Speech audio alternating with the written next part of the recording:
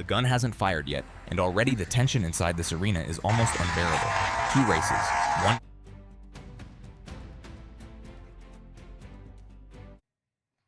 They're off. Klaver out of lane 6, attacking this race hard from the very first stride. Klaver working, and she's controlling this field. The class act through the first bend. Klaver looking smooth out there. Santidrián and Vervaet pushing hard for position, but this is Klaver's race to lose, and she knows it.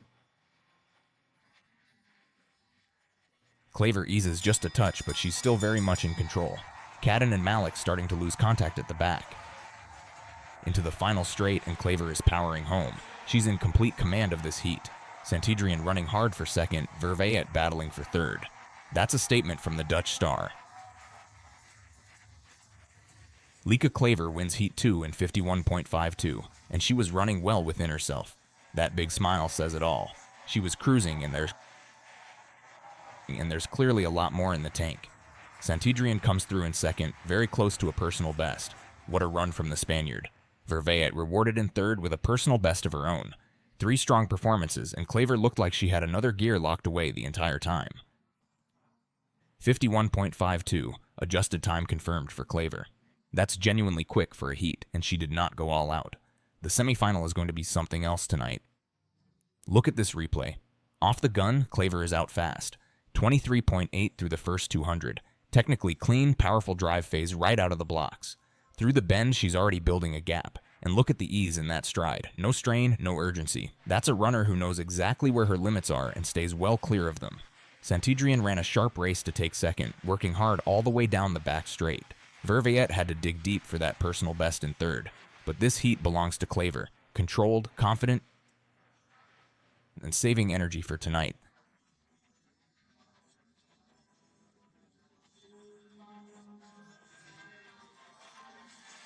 Lieke Klaver of the Netherlands in lane 6, Olympic gold medalist in the mixed relay, and the fastest woman in this field by a significant margin.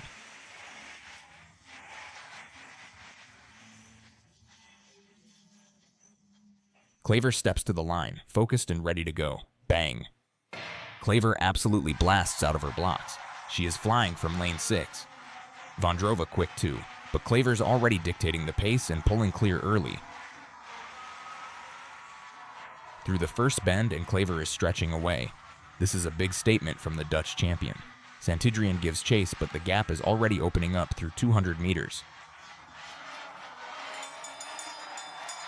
Klaver storming down the back straight. This semifinal is hers right now.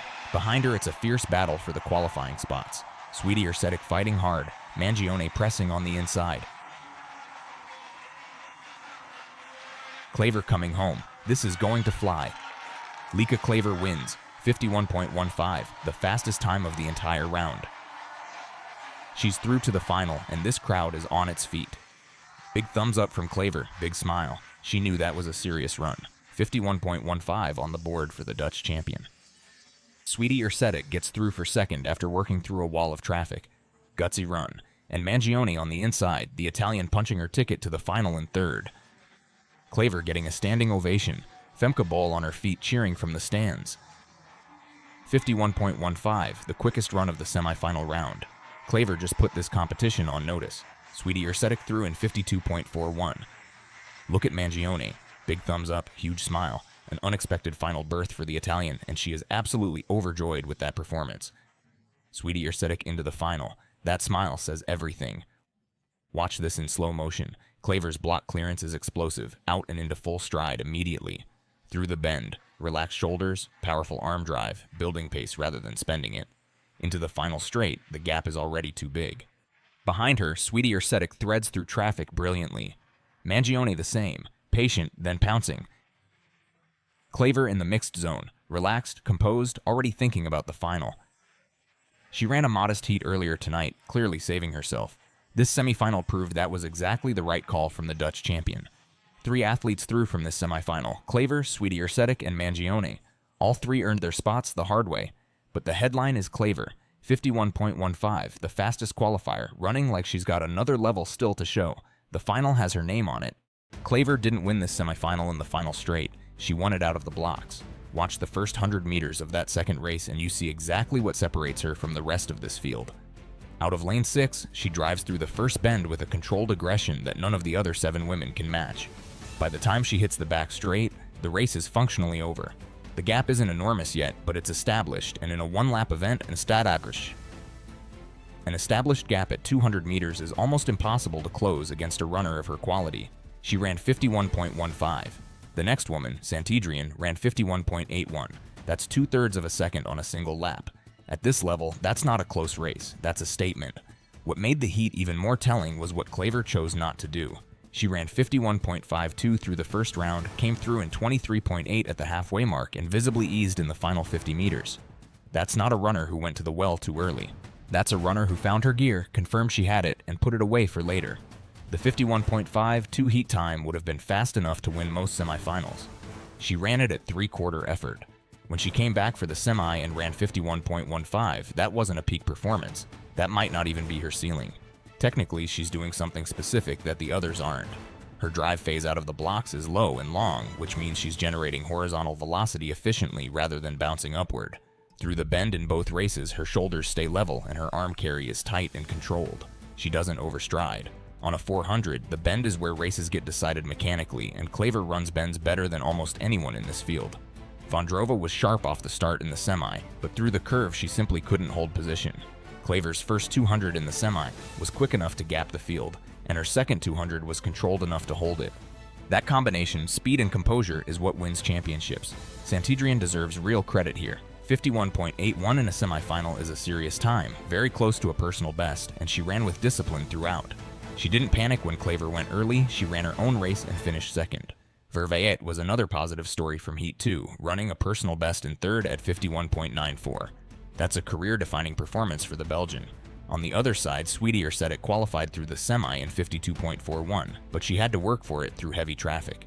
The Polish runner has been through a difficult stretch, and getting to a major final matters, whatever the time says.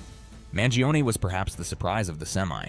52.67 for the Italian, punching through on the inside to take a final spot that most people wouldn't have penciled her in for. Cadden and Malik faded over the closing stages of Heat 2. Neither made a significant impact on either race.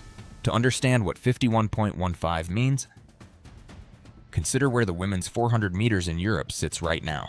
This event has been in transition for several years, with different athletes cycling in and out of form. A 51.15 semifinal time is not a world beater, but it's a clear mark of dominance at the championship level. Klaver's Paris gold in the mixed relay already put her at the center of the Dutch middle distance story, and the individual 400 has been her target since. Running sub-52 in a heat and 51.15 in a semi on the same night with visible reserve suggests she's arrived at a level of consistency that matters more than any single peak performance.